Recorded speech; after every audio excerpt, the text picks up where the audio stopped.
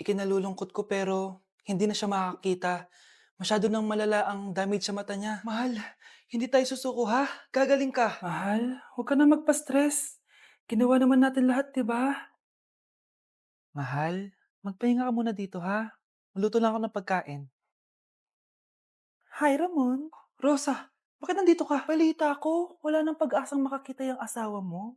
Ibig sabihin, magagawa na natin lahat ng gusto natin. Shh! Huwag kang maingay. Masisira plano natin. Sinasabi ko na nga ba, may pinaplano kayo ni Rosa. Mahal, kain ka na nito paborito mo. At talagang hinahayaan mo lang dito si Rosa, ha?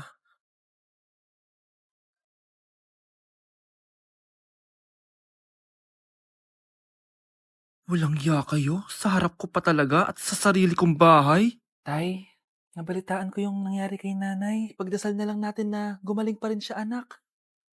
May CCTV dito sa bahay. Kailangan kong makuha yung mga files na yun. Nay? Nay? Nakakakita ka? Anak, please. Huwag mo muna sasabihin kahit kanino na nakakakita na ako. Nay, akala ko ba bulag ka na? Matagal na akong gumaling, anak. Hindi ko lang masabi kasi may masamang kutob ako dyan sa tatay mo. Sir, good news! Base sa recent lab test ng asawa niyo, nagre-recover yung mata niya. Ano? Ba't parang hindi kayo masaya, sir? Uy, Mare, may field trip kasi yung anak mo. Kailangan ng pirma ng parents. Rosa, sumagot ka. Kapag pinirmahan mo to, akin na lahat ng mga kayamanan mo. Oh, pirmahan mo na. Tita, wala naman ako field trip ah.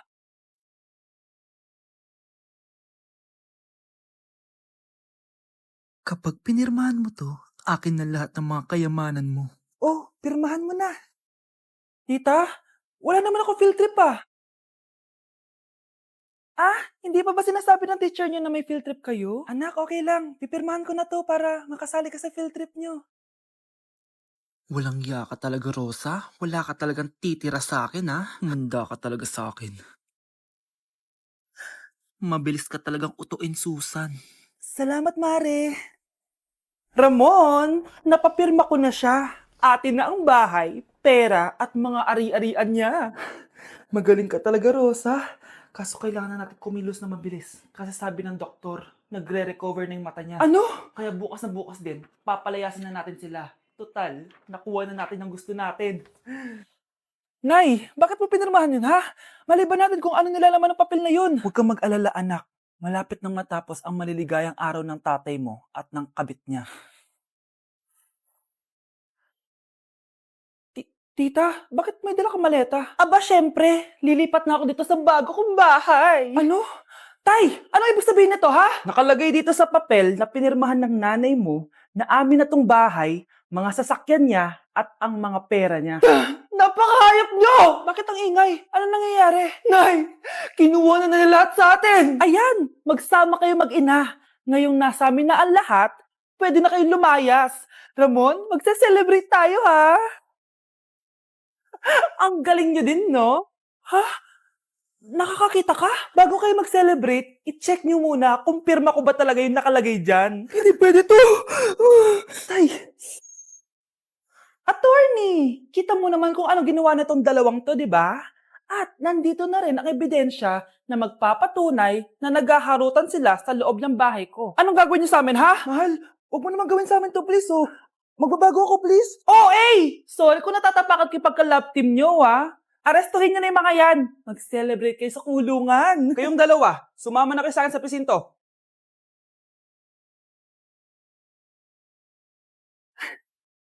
Okay, class. Last 5 minutes. Hirap naman nito. Be, ano sagot sa number 10? Huwag kang mangopya sa akin, Samantha. Mapapagalitan tayo kay ma'am. Tamot mo naman. Ayaw mo akong pakopyahin, ha? Bilisan nyo, class! 1 minute na lang! Ma'am, nangangopya po si Scarlett sa akin, no? Apakasinungaling mo, Samantha! May nangangopya pala dito? Bagsak ka na sa akin, Scarlett!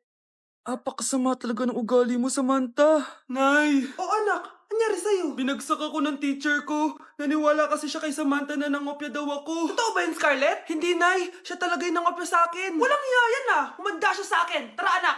A few moments later. Ma'am, bakit niyo po kami pinatawag dito? Eh, kasi yung anak mo, sinungaling. Siya naman talaga yung nangopya kay Scarlett eh. Hindi po totoo yan. Para malaman natin kung sino nagsasabi ng totoo sa inyong dalawa, mag-quiz na lang kayo ulit. Patay ako nito. Humanda ka ng mapahiya, Samantha. Okay, time's up. Pass your papers. Scarlett, naka-perfect ka. Yes, talino talaga ng anak ko. Samantha, wala kang tamang sagot. Ikaw talaga ang totoong nangungopya. Nakakahiya ka, Samantha. Humanda ka sa akin sa bahay. Tara! Huwag po, Nay. Anak, kunin mo yung cellphone ko sa kwarto. May tumatawag ata. Sige po, Nay. Sabi cellphone ni nanay. Anak, bilisan mo naman.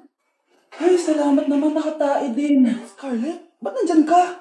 Eh, di ba pinukuha ko sa phone ko? Pinagsasabi mo, Nay. Kanina pa ako dito sa loob. Nay, eto na po cellphone niyo. Sino yan, Nay? Bakit kamukha ko? Teka lang. Bakit dalawa kayong Scarlett? Nananaginip pa ako? Nay, ako yung totoong Scarlett. Ha? Sinungaling! Ako to, Nay. Ang totoong Scarlett. Sandali nga! Hindi na ako tutuwa sa inyong dalawa, ha? Isa lang ang solusyon dito. Magtatanong ako at kung sino ang makasagot ng tama, siya ang totoong Scarlett. Unang tanong, saan ako may balat? Balat? Nay! Sa puwet! Nay! Sa kifi. Tama! Kifi. Ha? Totoo ba, Nay? O, diba? Alam ko. Susunod na tanong. Ano ang timbang ko? Mukha kang 100 kilos, Nay. 75 kilos? Tama! 75 kilos! Yes. Huling tanong. Ano ang birthday ko? Birthday?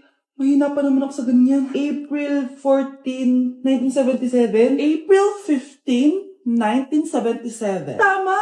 Ikaw nga ang totoong Scarlett. At ikaw, dahil talo ka, lumayas ka na dito, impostor! Ay! Sino ba kasing Scarlett na yun? Bakit kamukha ko siya? Anak, kilalang kilala mo talaga ako, no? Siyempre naman, Nay. Anak mo ko eh. Worth it lahat ng pagpaparetoke ko dahil sinira mo ang mukha ko noon. Ngayong napaniwala na kita, gaganti na ako sa'yo. Nay! Impostor? Bakit nandito ka, ha?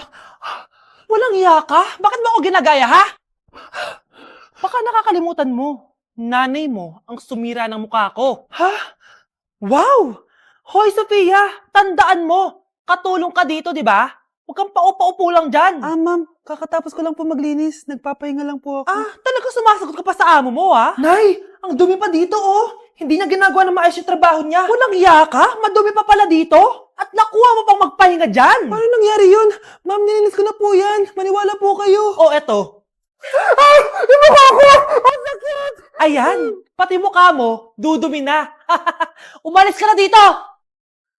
Tatanggalin na natin ha. Buti na lang talaga mabilis kang gumaling. O ayan, kuhang-kuha yung mukha ng pinapagaya mo. Dok, kamukha ko nga siya. Pinag-ipunan ko talaga to. Nagtataka lang ako. Yung ibang tao, mga artista yung pinapagaya ang mukha. Eh yung sa'yo parang normal na tao lang yung pinagaya mo. Dok, may kailangan lang akong gawin. Kung ano man yan, mag-ingat ka ha. Ano? Ikaw si Sofia? Napakawalang ya mo din eh, no? Niloko mo pa kami! Mas walang ya kayo, mga hayop! Nay, baka gusto niyo ulit mabuhusan ng asido sa mukha? Asido? Gusto mo ng round 2? O eto, round 2! Sige, ibuhos mo! Naka-live ako, oh. Ipakita nyo kung sino talaga kayo! Ano? Alisin mo yan. Ano? Takot na kayo, no? Tignan ko na lang kung hindi kayo masisira sa mga tao. Hindi kami pwede masira.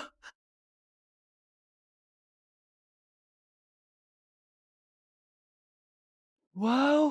Anak, di ako makapaniwalang may pinapatayo na tayong bahay. Nay, deserve natin to. Ang tagal niyo din to pinaghirapan. Ma'am, saan ko po ilalagay itong mga semento? Doon na lang sa gilid, kuya. Sige po, ma'am. Excited na ako matapos tong bahay natin, anak. Nandito. Hoy, huwag ka pupunta dyan! Grabe nangyari sa Kawawa kanya. naman siya. Ba't ang daming tao? Engineer, anong meron? Ma'am, yung isa sa mga trabahador namin, na kuryente tapos natabunan ng semento. Ayun, namatay. Ha? Paano nangyari yun? May nag-utos ata sa kanya na ilagay yung semento sa gilid. Eh, madami live wire dun eh. Nay, Ang problema, ma'am, kung tatanggalin pa namin yung katawan niya sa ilalim ng semento, baka hindi agad matapos tong bahay niyo. hindi pwedeng hindi matapos agad tong bahay na to. Di bale, babayaran ko na lang yung pamilya nung namatay. Nay, sigurado ka ba? Sige po, ma'am. Sige na, ituloy niyo na yan. Congrats po, ma'am. Natapos din yung bahay nyo. Ang ganda, di ba? Wow, ang ganda. Maraming salamat, engineer. Una na po ako, ma'am. Anak, tara pasok na tayo. Wow, ang ganda ng loob. Nay, hindi talaga ako mapakali na may bangkay dito sa ilalim ng bahay natin. Huwag kang okay, anak. Kasalanan niya naman kung bakit siya namatay eh. Ay, matutulog na lang ako sa bago kong bahay. Wow, ang ganda ng kwarto ko. Ano yun? Kasalanan mo kung bakit ako namatay. Nay! Nakikiramay po ako sa pagkawala ng asawa niyo. Masakit para sa amin ang pagkawala niya. Kailan pala namin makukuha yung mga ipapamana niya sa amin? Ipaprocess pa po namin yun, ma'am. I-update na lang po namin kayo. Sige po, attorney. Sakit ng pagkawala niya. Nay, tignan mo, may medal ako. Oh, ano namang paki ko dyan? Di ka ba proud sa akin? Hindi. At wala akong paki sa'yo. Iniwan ka na ng tatay mo, di ba? Kaya pwede ka na umalis dito. Bakit ka ba ganyan sa akin, Nay? Huwag mo nga ako matawag-tawag na nanay dyan. Kadiri. Hindi kita anak. Ang nanay mo, wala na. Malandi kasi. Nay, gutom na ako. Ay, gutom na baby ko. Wait lang, mag-order ako ng steak for you, ha? Yay! Steak, my favorite! Ampun lang pala ako. Nasaan na yung totoo ko, nanay?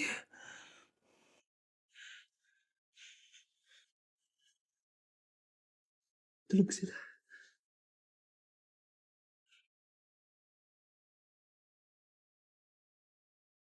Nasaan na yun? Ito ba si nanay? Ay, sino ba ito tumatawag na to? Muntik na yun. Attorney? Hello, ma'am. May update na po sa ipapamana ng namatay niyo pong asawa. Sige. Punta ka dito sa bahay. Sa wakas, ito na yung araw na pinakahihintay ko. Hoy, ikaw! Pag dumating dito si attorney, magtago ka. Hindi niya pwede malaman na may isa pang anak ang asawa ko. Sige po. Ma'am, nakuha na po namin yung last will and testament ng asawa niyo. Ang nakasulat po dito ay, ang 50% ng kayamanan niya ay mapupunta po sa inyo. Ha? Mali ata yan, attorney. Dapat 100% ang mapupuntang kayamanan niya sa amin. Kami lang ang pamilya niya eh. Bali ma'am, ang nakasulat po kasi dito ay ang isang 50% po ay mapupunta sa isa niyang anak. Ano? Baka yan yung isa naming anak na nawala? Oo, sa amin na lang yan. Ako ang isa pang anak ni Ramon.